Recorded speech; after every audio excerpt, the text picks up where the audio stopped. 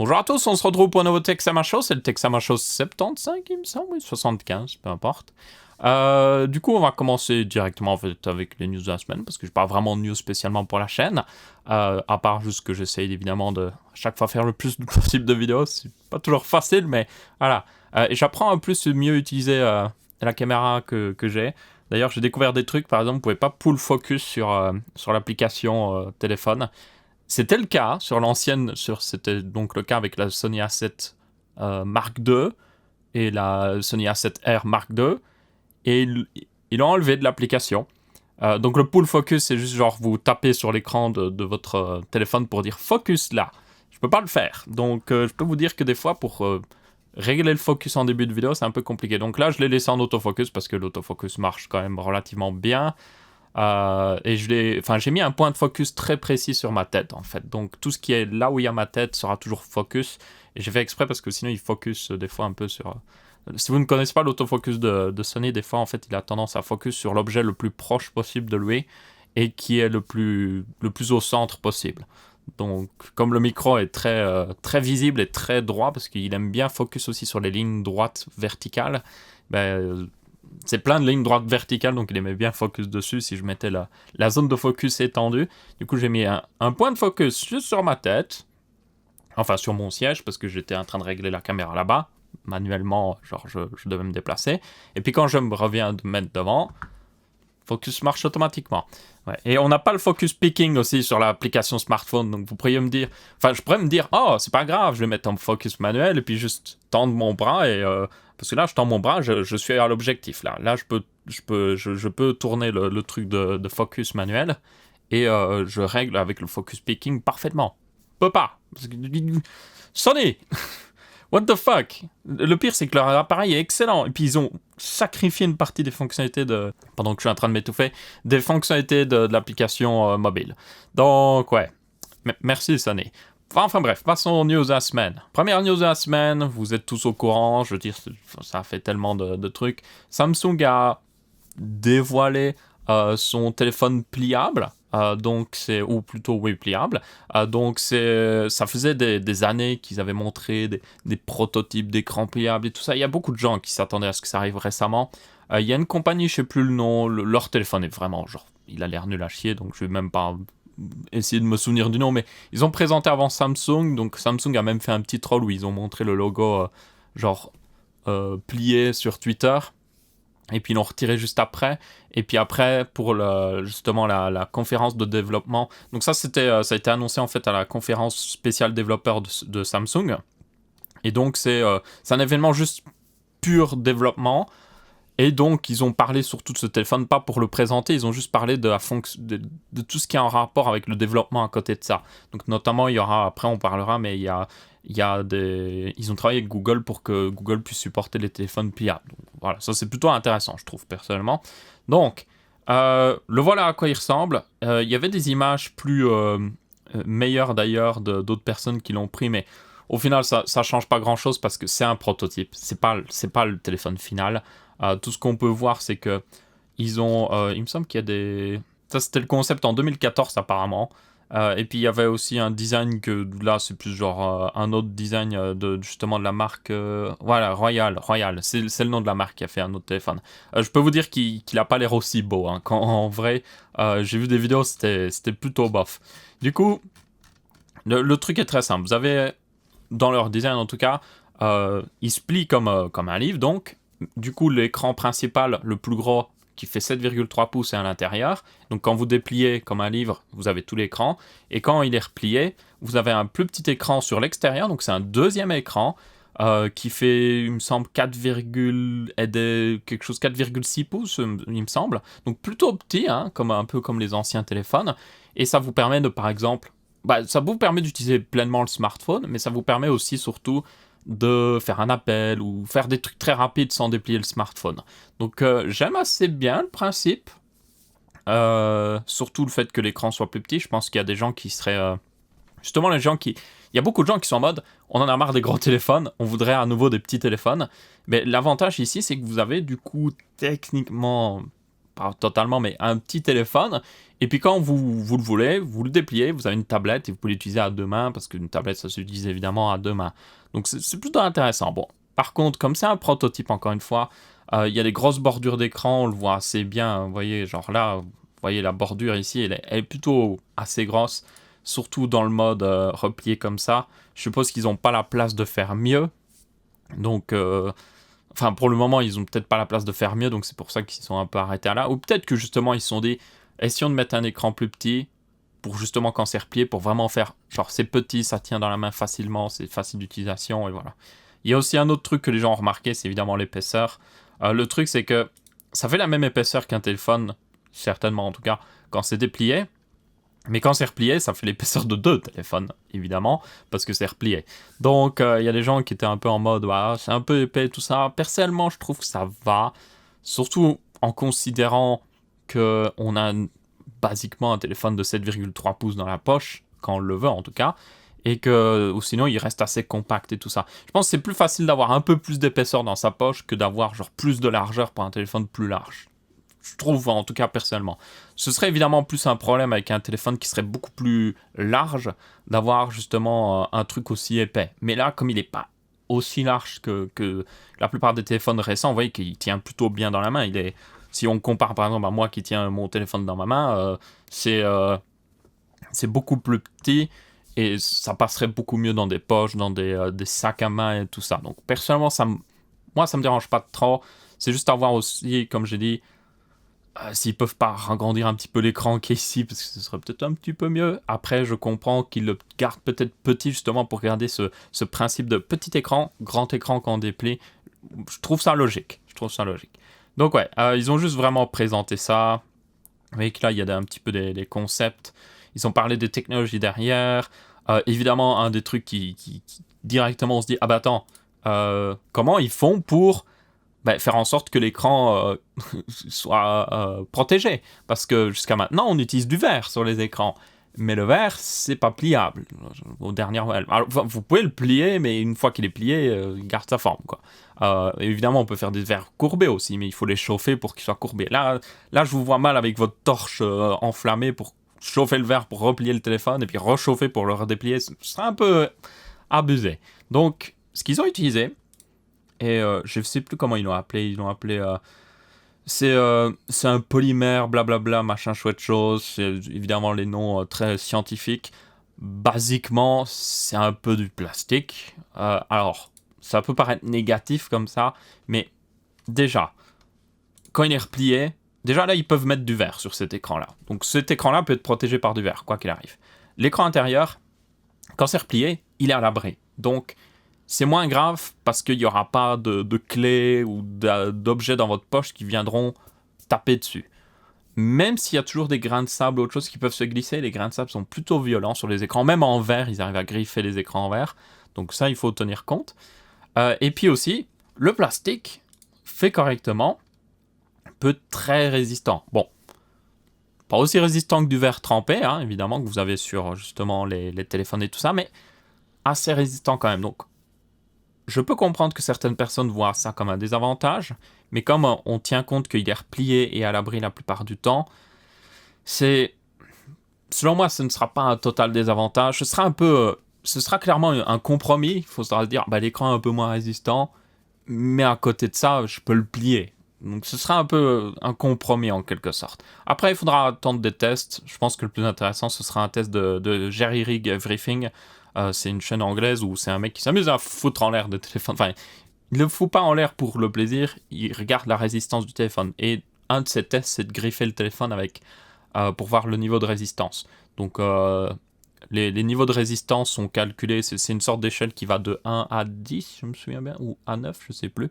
9 étant le diamant, qui est le... Alors, c'est pas résistant. Le plus dur, ok. Il faut tenir compte, c'est le plus dur, pas résistant, parce que résistant, c'est autre chose. Donc, le diamant est le plus dur, c'est-à-dire que vous pouvez griffer n'importe quoi avec du diamant. Littéralement, vous pouvez prendre un diamant et griffer du verre, tout ça, avec facilement, s'il est pointu, évidemment. Par contre, le diamant n'est pas forcément le truc le plus résistant. Vous pouvez prendre un marteau, taper sur un diamant, il va casser, c'est sûr et certain. Alors que si vous tapez sur une barre de métal de la même taille, hein, elle cassera pas. Donc le métal, par exemple, est plus résistant, mais le métal est moins dur. Ça veut dire que vous ne pouvez pas griffer du diamant avec un bout de métal, par exemple. Donc il faut tenir compte que c'est pas la même chose. Donc notamment avec le verre, c'est... Mais d'ailleurs, c'est assez marrant parce que, du coup, le verre est moins résistant que le plastique. Mais il est plus dur, donc il est plus difficile à griffer. Donc, je sais plus où je voulais en venir, littéralement. Mais dans tous les cas, ça peut être un désavantage, ça peut être un avantage, faudra voir. C'est qu'un prototype pour le moment, évidemment. Bon, ça, c'est à peu près sûr qu'ils vont utiliser une sorte de plastique ou autre chose, parce que le verre ne plie pas quoi qu'il arrive. Après, il faudra voir quand, justement, voilà, quand on aura une vidéo de Jerry Rig Everything, on verra vraiment la résistance du téléphone et tout ça. Parce qu'évidemment, eux, ils vont dire que c'est résistant et tout ça. Ils vont se protéger. Ils vont pas dire que c'est moins bien. Sinon, ça enlève un petit peu au marketing. Mais de toute façon, l'écran principal sera certainement protégé par une dalle de verre. Donc je vois pas trop de problème. Dans tous les cas, il y avait du coup un mec de Google aussi qui est passé. Il a montré notamment le fait de supporter les écrans pliables dans Android, ce qui est une très bonne chose. C'est que vous le vouliez ou non, tout le monde ne va pas avoir des téléphones pliables, mais il y a beaucoup de gens qui vont en avoir. C'est sûr et certain. C'est dès que la technologie est suffisamment bonne, les gens vont en avoir. Vous êtes littéralement, vous augmentez pas la taille du téléphone et vous avez un écran 2 fois plus grand. Enfin, pas 2 fois plus grand, mais beaucoup plus grand. La plupart des gens sont en mode vendu. Je suis totalement chaud pour ça. Donc voilà, ça va se développer. Bon, la première génération sera, comme la plupart des produits, la première génération c'est toujours un peu... La deuxième génération, ça commence à être pas mal. Et je pense que c'est à partir de la troisième génération en général que c'est en mode... C'est pas mal, c'est pas mal. C'est un peu la même chose avec les casques de réalité virtuelle. Première génération... Deuxième génération, on est un peu techniquement à la deuxième génération en théorie. Ça commence à devenir pas mal, mais je pense que c'est à partir de la troisième génération, par exemple aussi, que là ça deviendrait intéressant. Donc là ils ont montré à quoi ça ressemblait. Donc là ils ont différents concepts, évidemment ils ont aussi un concept où c'est un téléphone, où l'écran est sur tout l'extérieur du téléphone, quand c'est plié, et quand vous êtes déplié, vous avez un énorme écran. Donc ça c'est une autre façon de voir. C'est d'ailleurs la façon de voir de l'autre marque qui s'appelle Royal, là, vous voyez. Donc c'est une autre façon de faire les choses et c'est tout aussi valable selon moi. Ça permet d'éviter d'avoir un deuxième écran et du coup c'est peut-être un peu plus pratique. Après ça expose l'écran évidemment aux dégâts extérieurs. Donc là si l'écran justement était en plastique, là bonjour les griffures et tout ça. Et puis ils ont aussi montré un design comme Samsung où il se plie sur lui-même. Ils ont montré que l'interface se réduisait automatiquement et tout ça. Donc au début, à mon avis, ce sera un peu buggé. Après, comme c'est Samsung qui le fait, à mon avis, ils vont prévoir pour que ce soit moins buggé. Mais la plupart des développeurs qui font des applications devront le supporter. En tout cas, oui, la plupart des développeurs devront le supporter en grande partie. Enfin, il va y avoir une update à faire pour beaucoup de gens. Après, comme c'est Samsung derrière... c'est peut-être pas plus mal que ce soit Samsung qui au final le fait en premier, parce que vous êtes sûr qu'au moins avec Samsung, la plupart des gens, la plupart des développeurs vont se dire bon, on va essayer de supporter quand même, parce que c'est quand même Samsung, ils vont en vendre pas mal de téléphones. Après, évidemment, tout ne sera pas supporté. Donc voilà, il y avait d'autres news d'ailleurs lors de cet événement. Je vais essayer de retrouver, il y avait justement, ils ont montré, il faudrait que je retrouve l'image. Ok, je l'ai retrouvé sur une vidéo d'un mec qui s'appelle Pocket Now, mais c'est en anglais. Merci pour du coup, parce que j'ai recherché sur Google, c'est le truc qui est tombé en premier, donc merci à lui. Pendant que je vois un tweet qui a été retweeté par un des mecs que je suis, ça doit être Jeb ou Dinnerbone. Ils ont montré aussi 4 concepts, donc 3 sont concepts de notch, et puis un concept où c'est New Infinity que ça s'appelle. Donc là, vous avez Infinity U, V, et puis je sais plus quoi. Et du coup, c'est des concepts de notch, et un concept de juste d'écran sans notch. Le truc, c'est que on sait pas vraiment si le Galaxy S10 aura une notch, mais après ça veut pas dire que le Galaxy S10 va avoir une notch parce qu'ils ont présenté ça. Selon moi, c'est pas... Il faut pas oublier une chose, c'est que Samsung ne fait pas que des Galaxy Note et des Galaxy S10, S9 et tout ça.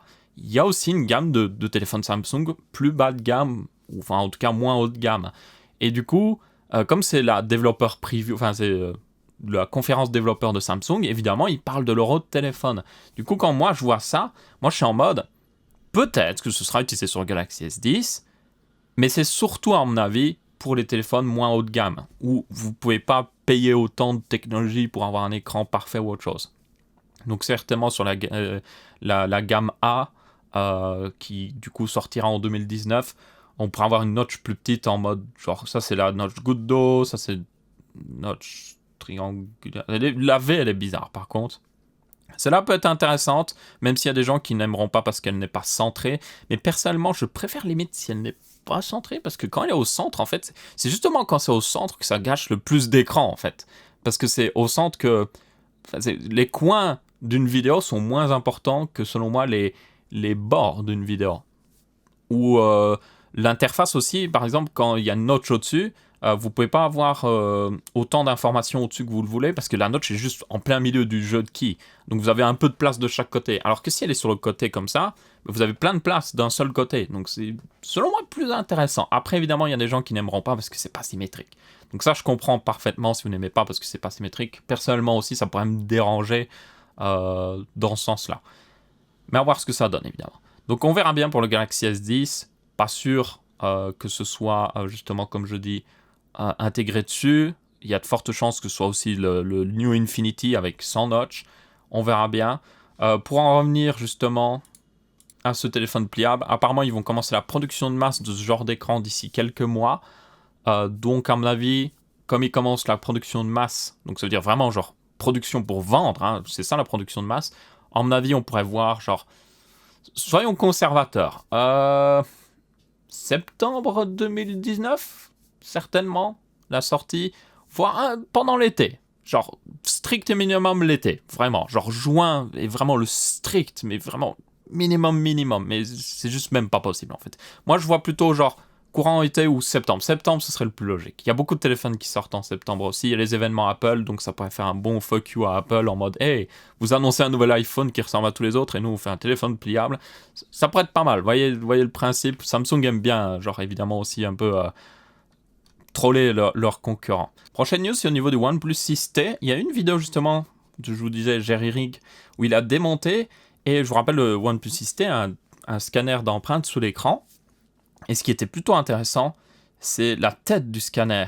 Si on regarde justement quand il le démonte à peu près genre vers, voilà, ici. Et ce qui est très intéressant avec ce scanner, pendant qu'il y a une pub, c'est une pub pour le OnePlus. Bien joué OnePlus. Il y a une pub Google pour le OnePlus 6T sur une vidéo à propos du OnePlus 6T. C'est pas con en réalité, ça veut dire que tu peux aller directement cliquer pour l'acheter, mais bon, ça fait bizarre. Donc voilà à quoi ça ressemble, et ouais, vous ne rêvez pas. Alors, j'avais dit que les capteurs d'empreinte sous l'écran, c'est basiquement un appareil photo. Mais les prototypes qu'on avait vus jusqu'à maintenant, c'était carrément le capteur photo. Le capteur photo, si vous n'avez jamais vu, c'est genre, ça ressemble un peu à un truc avec des couleurs arc-en-ciel très droites. Il y a une plaque en verre bien souvent dessus pour le protéger. Pas toujours. En tout cas, dans les gros appareils photo, il y a une plaque en verre pour le protéger. Et c'est genre, c'est basiquement...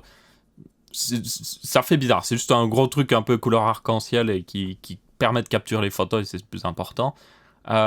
Et du coup là, non, il y a un objectif dessus.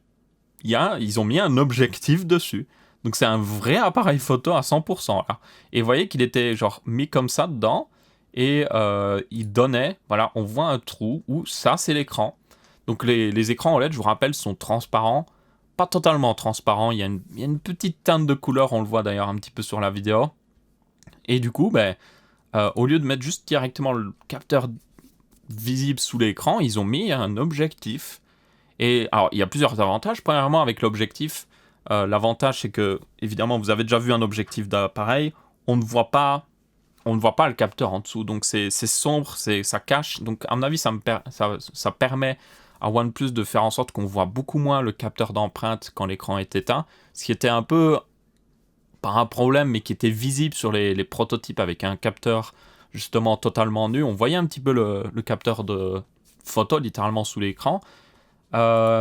Et aussi, certainement, peut-être d'avoir, si c'est un objectif grand angle, ça permet peut-être de couvrir une un peu plus grosse zone sans pour autant avoir un capteur plus grand. Donc ça peut être plutôt intéressant. Donc je suis assez impressionné. Au final, c'est pas con.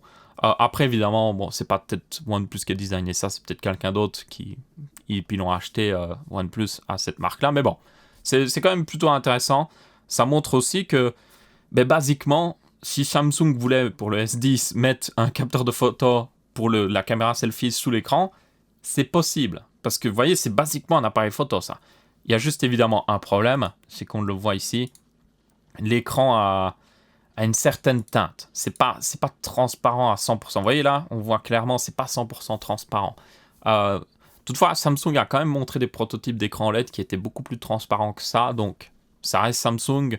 La plupart des téléphones qui utilisent des écrans OLED d'ailleurs sont faits par Samsung, donc ils maîtrisent très bien la technologie, donc ça doit être en cours de création, mais ça donne un premier aperçu à quoi ça pourrait ressembler au final. D'ailleurs, il y a des gens qui ont proposé dans les commentaires de dire de prendre une photo à travers pour voir ce que ça donnerait. Mais à mon avis, ça donnerait un truc un peu flou. Comme vous pouvez voir là, la lumière du flash du truc est assez bien diffusée et tout ça. Un autre truc qui était très intéressant, c'est qu'il rallume le téléphone après. Et non, c'était, je sais plus où c'était. Il rallume le téléphone, voilà, c'est là. Et on voit pas l'écran allumé à travers. On voit pas, genre la lumière qui sort de l'écran ne va pas vers l'arrière, il n'y a même pas une petite fuite de lumière, ça part totalement vers l'avant.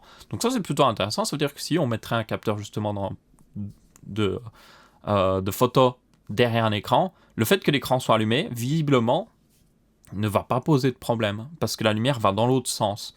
Bon, évidemment, ça pourrait poser un problème si l'écran est sale, parce que du coup la lumière qui sort de l'écran va refléter cette saleté qui sera juste devant l'objectif, donc ça peut être un problème. Mais c'est quand même une bonne nouvelle selon moi, parce que moi j'imaginais justement dans le futur, genre 2020 ou peut-être 2019 si on a de la chance, le jour où on aura un téléphone avec un capteur vraiment un capteur de photo selfie sous l'écran, mais j'imaginais qu'à mon avis ils éteindraient les pixels justement là où il y a le capteur photo pendant qu'il prend une photo.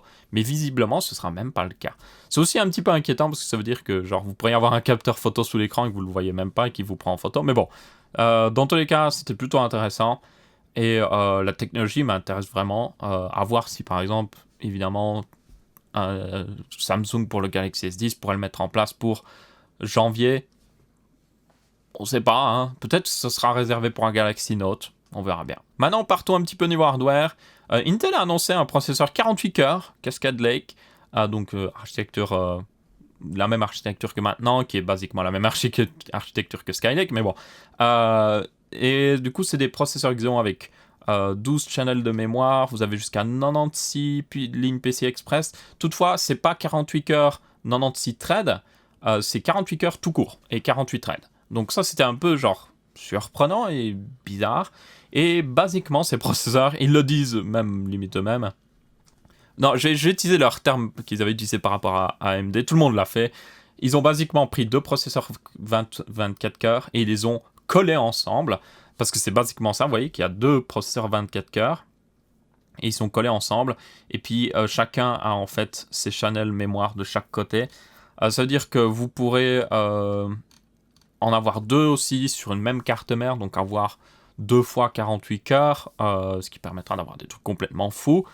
Et aussi, un truc qu'on se demandait, c'est genre la consommation. Actuellement, les processeurs 24 cœurs de Intel consomment 200 watts. Donc si vous doublez x2, parce que c'est la même gravure, hein, c'est toujours en 14 nanomètres, ça va faire 400 watts. Donc les gens étaient un peu en mode, ça peut être un peu violent niveau consommation.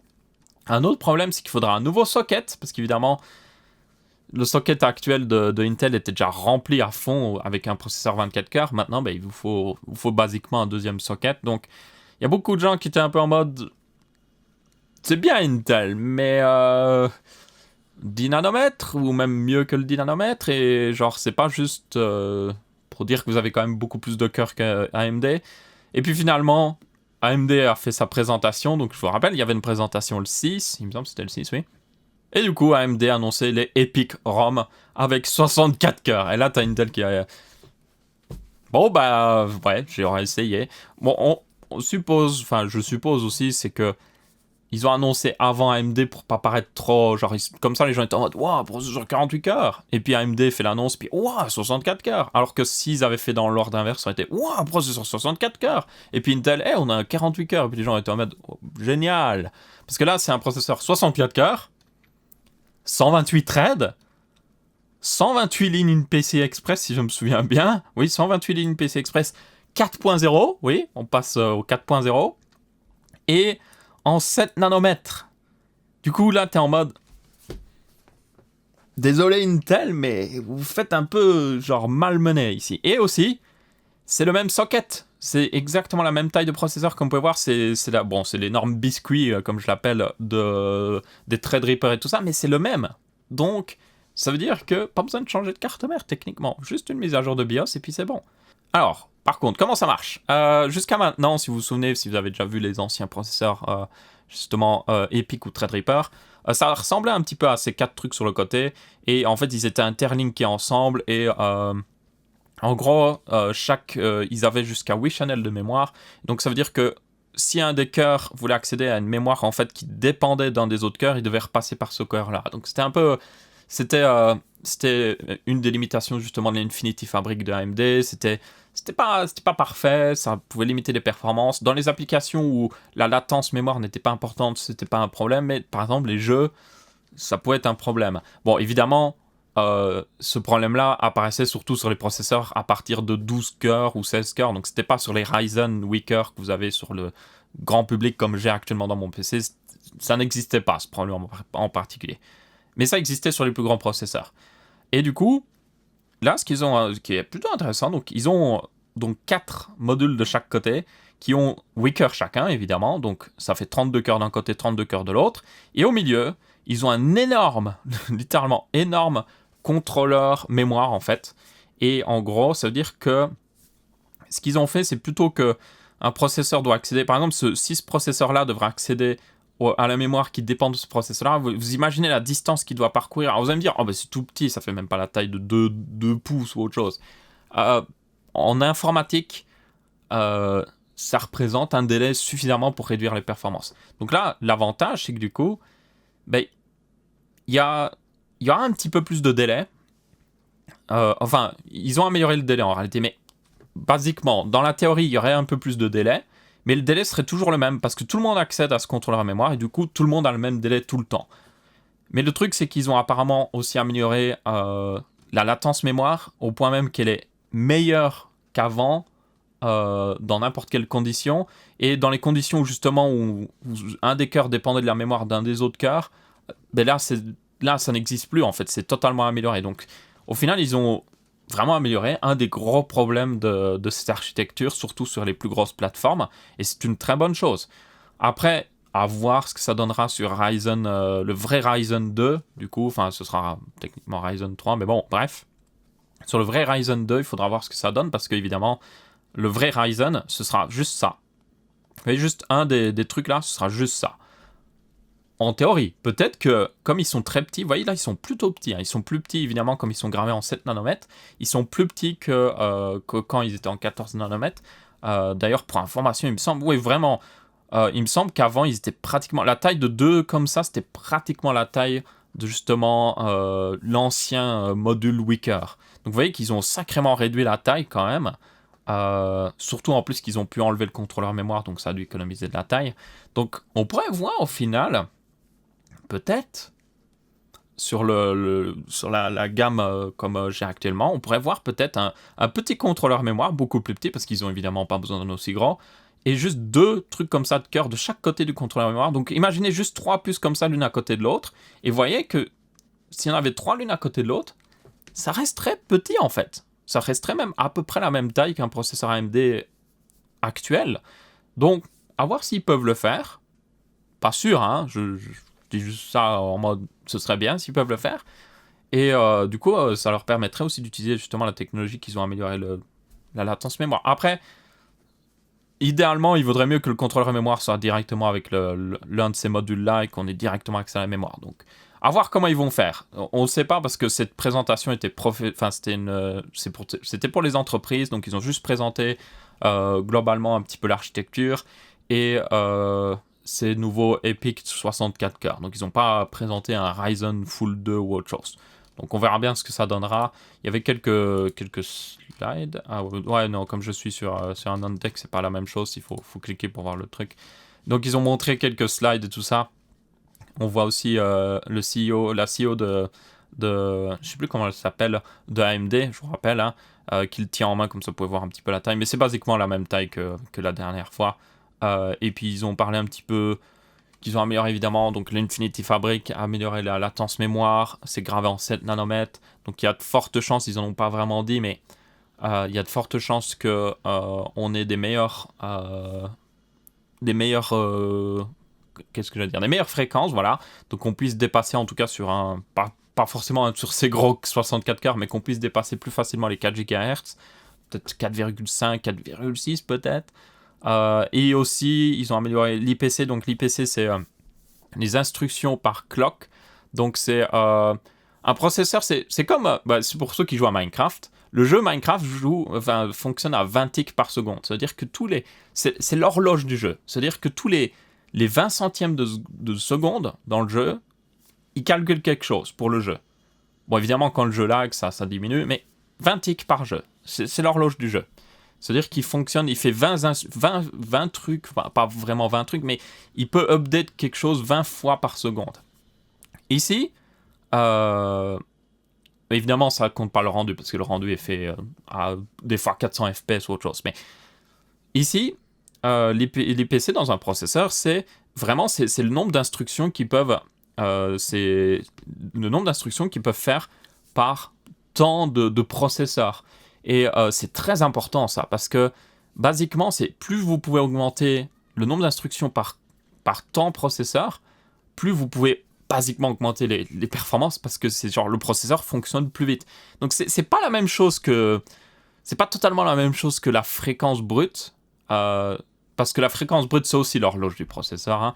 Mais c'est genre comment l'expliquer pour... J'essaie de le simplifier pour que ce soit simple, mais j'ai peur que trop simplifier, je vais juste perdre le sens aussi, parce qu'il y a des gens qui vont me dire « Oh, t'as trop simplifié, maintenant ça a perdu son sens. » Mais basiquement, vous pouvez le voir un peu comme ça. Si mon processeur fonctionne à, imaginons, 4 GHz. Non, on va simplifier. Il fonctionne à 4 Hz, ok? C'est-à-dire qu'il peut faire 4 instructions par seconde. C'est basiquement ça, 4 Hz. Bien, pendant 1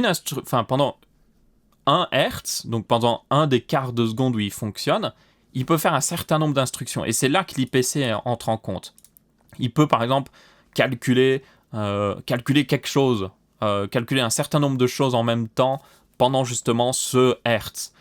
Donc c'est une double clock en quelque sorte. C'est genre, il y a une clock de fonctionnement de tout le processeur et puis il y a une clock quand il fonctionne aussi. Donc c'est un peu particulier. Je pense qu'il faudrait que je fasse une vidéo en particulier sur ça, parce que c'est assez important en réalité, et c'est ce qui fait que Intel a encore un petit peu d'avance.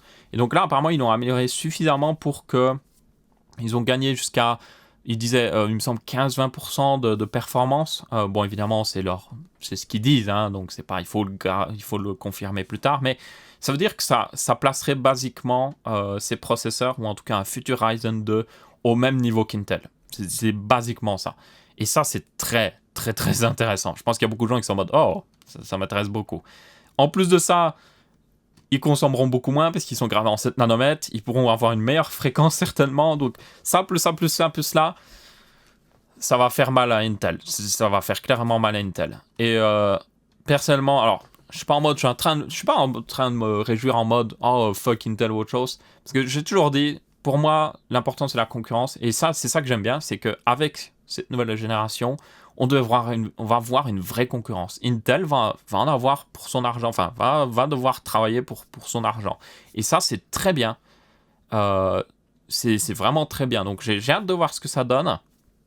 Et j'ai hâte de voir justement Ryzen 2, qui du coup aura certainement aussi peut-être le PCI Express 4.0 aussi, hein, parce que je vous rappelle, ils ont du PCI Express 4.0. Donc, on verra peut-être ça arriver. Et ils supportent d'ailleurs 4 Tera de RAM, ces processeurs-là en particulier, donc c'est complètement ridicule. J'espère aussi vraiment qu'ils vont vendre plus de ces processeurs-là au serveur, parce que c'est là où ils se font de l'argent, les fabricants de processeurs. C'est genre, au grand public, vous pouvez vendre un processeur 300 €, allez, 500 € ou 1000 € si vous êtes Intel. Mais voilà, vous n'allez pas aller plus haut. Dans le domaine professionnel, vous pouvez être en mode « Hey, ce processeur coûte 8000 €. » Et les gens sont en mode « Ok, je le paye. » Mais j'en paye pas un, j'en paye 30, 40, 100. Donc ouais, c'est là qu'ils se font de l'argent. Donc j'espère que AMD récupérera un peu des ventes pour que ça équilibre un petit peu les choses. Il y avait aussi un autre truc qu'ils avaient amélioré, que je me souviens qui était assez important. Oui, ils ont amélioré les instructions AVX. Donc les instructions AVX, c'est un jeu d'instructions fait par Intel, qui est très important parce que c'est très utilisé dans certains programmes très professionnels, notamment de rendu ou autre chose. Pas tous, hein, mais dans certains. Blender l'utilise par exemple, les instructions AVX. Et c'est un jeu d'instruction beaucoup plus complexe qui permet de faire des choses plus intéressantes pour les développeurs, mais qui est beaucoup plus lourd sur le processeur, parce que c'est des instructions plus complexes. Une instruction pour le processeur, si vous ne savez pas ce que c'est, parce que j'en ai parlé un petit peu avant, une instruction peut être très simple. Il y a des instructions, c'est juste genre calcul 2 entiers. Vous voyez, c'est une instruction basique, ça. C'est juste calcul 2 entiers. T'as des instructions aussi qui sont calcul en float, quelque chose, enfin avec une virgule. Et puis, vous pouvez aller vraiment, il y a des instructions qui deviennent de plus en plus complexes, et les instructions avec, j'ai même pas regardé, hein, je vais être très honnête, exactement qu'est-ce qu'elles font, mais elles sont extrêmement complexes, et pour le processeur, elles sont très lourdes, parce qu'évidemment, c'est plus que juste calculer 2 entiers ensemble. Et du coup, ils ont amélioré ça, donc à voir ce que ça donnera. Ça devrait améliorer les performances dans certains trucs professionnels, et ça, c'est une bonne chose pour AMD. Donc l'IPC améliorera certainement dans les jeux et de manière générale les performances, et puis le truc d'AVX améliorera les performances dans certains programmes professionnels. Donc, honnêtement, c'est ce qu'on attendait, hein. C'est basiquement ce qu'on attendait. C'est le vrai Ryzen 2, c'est la vraie nouvelle génération de Ryzen qui améliore tous les défauts de la première génération. Donc, j'ai vraiment hâte. Ensuite, en même temps, ils ont annoncé leur première carte graphique en 7 nanomètres, qui sont les Radeon Instinct MI 60 et MI 50. Ça ressemble énormément au service secret britannique, mais bon. Et basiquement, c'est Vega, donc l'architecture Vega, mais en 7 nanomètres. Donc, voilà, c'est pas hyper impressionnant. En plus, dans les chiffres qu'ils ont montrés, ils ont amélioré beaucoup de choses, évidemment, hein, mais Nvidia a tellement d'avance que je suis en mode, il y a du retard à rattraper. Surtout que Nvidia, évidemment, l'année prochaine annoncera certainement aussi des cartes graphiques en 7 nanomètres, ou peut-être plutôt 2021, limite, avec le temps qu'ils prennent ces derniers temps. Mais bon, donc ouais, à voir ce que ça donne.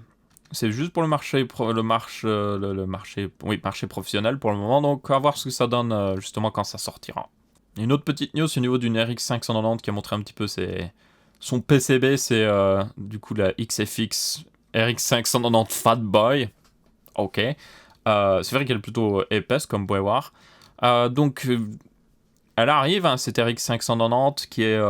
je l'avais pas dit, mais oui, enfin si, je l'avais dit. C'est basiquement, donc comme j'avais dit, c'est Polaris, c'est l'ancienne architecture avant Vega, améliorée avec un processus de gravure un peu plus fin, meilleure fréquence et tout ça. Donc, moi, ma théorie, comme je l'avais dit, c'est peut-être pour une future Xbox One X Slim ou autre chose. Ce serait assez logique même, parce que c'est basiquement c'est la même carte graphique, enfin c'est le même puce graphique qu'il y a dans la Xbox One X, juste avec une meilleure fréquence par contre, vu que c'est dans un PC qui a un peu plus de refroidissement. Mais ouais, c'est basiquement... ça devrait... Le truc c'est... il l'appelle même Polaris 30. Le truc c'est... Elle consommera plus qu'une GTX 1060. C'est un peu dommage, mais c'est le cas. Par contre, le plus important, ça va être, selon moi, performance et prix. Si elle coûte moins cher qu'une GTX 1060, c'est tout gagnant. Parce que ce marché-là, il y a beaucoup de gens qui l'oublient, mais ce marché-là, le marché des cartes graphiques entre 200 et 300 euros, voire un peu plus, c'est le marché le plus populaire. C'est là où il y a le plus de cartes graphiques qui sont vendues. Donc, malheureusement, AMD ne semble pas avoir des bonnes cartes ces derniers temps. Alors, les Vega 56 et 60, surtout la 56, reste intéressante, mais elle consomme beaucoup quand même. Mais elle reste intéressante, surtout avec des fois les hausses de prix de Nvidia aussi. Mais là où je pense qu'ils essayent de se concentrer, c'est justement sur le marché justement milieu de gamme, et essayer d'avoir une bonne carte qui se vend bien à cette gamme milieu de gamme. Donc, je les comprends, mais... Au final, c'est assez ironique, hein, mais il y a beaucoup de gens qui le disent, mais voilà des années, il y a des gens qui étaient en mode... Voilà 2 ans, des gens étaient en mode AMD, vendez votre truc de CPU et faites que des cartes graphiques. Il y a plein de gens qui disaient ça. Et maintenant, il y a plein de gens qui sont en mode vendez votre truc de GPU et faites que de CPU. Donc, c'est assez marrant au final.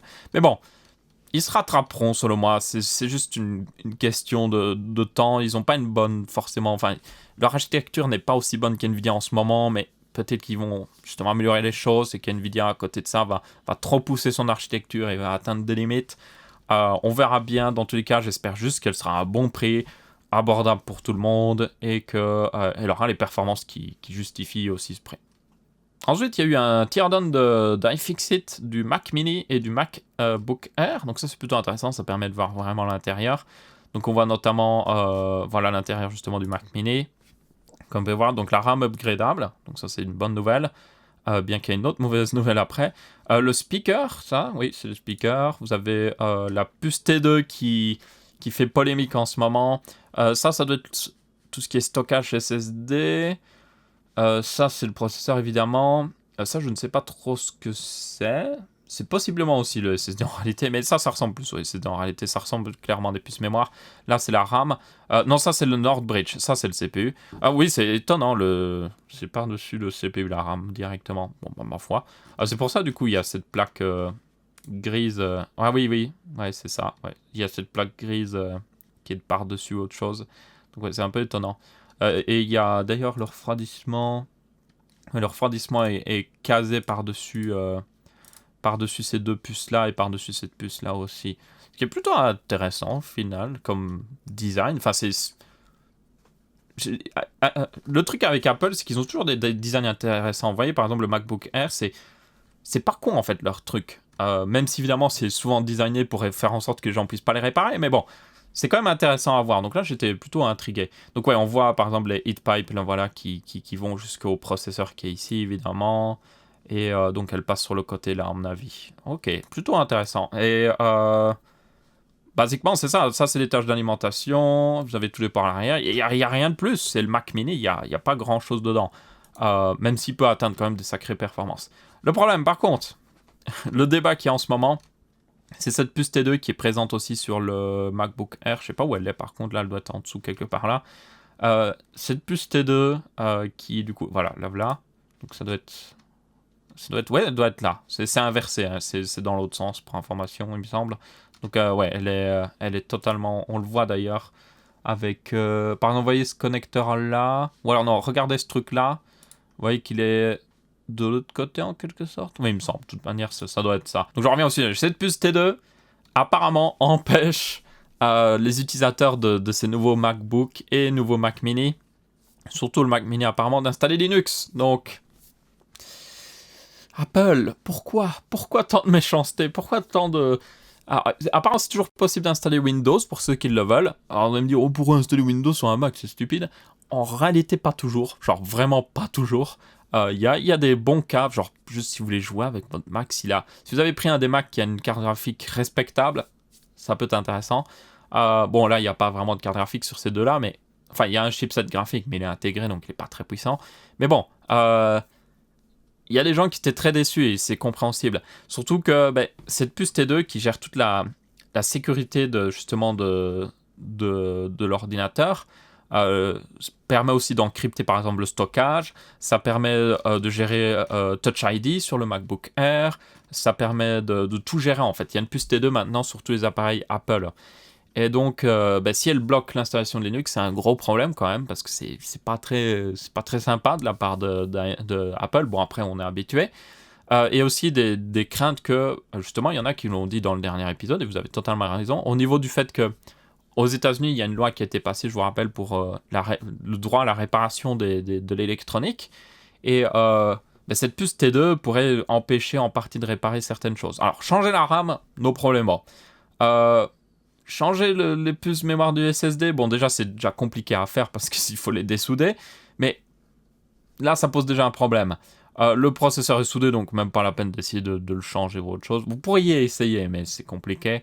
Mais bon, il y a des trucs qui pourraient être réparés qui vont pas pouvoir aussi bien être réparés à cause de cette puce T2. Le Touch ID sur le MacBook Air, si vous le cassez, à mon avis, vous pourrez pas le réparer parce que si vous changez justement le truc de Touch ID, il va pas vouloir fonctionner avec la puce T2. Donc ouais, il y a pas mal de problèmes avec cette puce, mais malgré cette loi qui a été passée, ça pourrait poser des gros problèmes. Donc, il y a des gens qui étaient assez déçus. Et puis, voir aussi qu'on ne peut pas installer Linux, là, c'est... Apple, arrêtez par pitié quand même. Et enfin, une petite dernière news très rapide, c'est que la Tesla, le roadster Tesla qui avait été lancé avec la fusée Falcon Heavy, apparemment atteint son point le plus éloigné, qui est ici, vous voyez, le plus éloigné du Soleil, il faut le préciser, qui est juste ici, parce que l'orbite évidemment dépend un peu de là où c'est parti, donc la Terre, et après ça devrait arriver près de Mars, oui. Alors évidemment, c'est pas confirmé parce qu'il n'y a aucun appareil dessus. On peut pas confirmer son orbite. C'est juste, on sait à quelle vitesse c'est parti, on sait dans quelle direction c'est parti, donc c'est calculé tout ça. Parce que, basiquement, il n'y a aucun appareil dessus, on ne sait pas. Mais bon, c'est plutôt intéressant. Peut-être qu'un jour, on le retrouvera quelque part. On pourrait le retrouver parce que l'orbite va toujours être la même. Donc, s'il lui arrive rien, s'il n'y a pas une météorite qui lui tombe dessus, d'ici 20 ans, on pourra calculer son orbite pour savoir où elle est exactement. Donc ouais, c'était plutôt sympathique comme petite news comme ça, juste « Hey, il est toujours dans le ciel, quelque part ». Et donc voilà, c'est tout pour les news de cette semaine-ci. J'ai pas oublié de relancer l'enregistrement avec le truc, c'est génial. Donc ma foi, la caméra n'aura pas coupé. Dans tous les cas, j'espère que vous avez bien apprécié ce Tech Samba Show de cette semaine-ci. On se retrouvera du coup la semaine prochaine, certainement dimanche. J'essaie de les sortir tous les dimanches maintenant, parce que c'est le jour, selon moi, le plus intéressant pour les sortir. Donc, on se retrouvera normalement dimanche prochain. D'ailleurs aussi, je vais essayer de les sortir à une heure plus potable. Je pense midi, le dimanche à midi, je pense que c'est la meilleure heure pour les sortir, ces épisodes de Tech Samba Show. J'aimerais aussi avoir une vidéo le vendredi, mais ça, c'est toujours un peu compliqué des fois. J'essaye vraiment. Mais j'ai quelque chose qui devrait me permettre d'avoir un peu plus de temps débloqué bientôt. J'en parlerai dans le futur, mais ça devrait me permettre justement d'avoir un peu plus de temps. Dans tous les cas, merci à tous d'avoir regardé cet épisode du Tech Samba Show. J'espère que vous avez bien apprécié. N'hésitez pas à laisser votre avis, que ce soit en pouce bleu, pouce rouge ou en commentaire. On se retrouve pour un prochain Tech Samba Show. Je vous dis ciao ciao.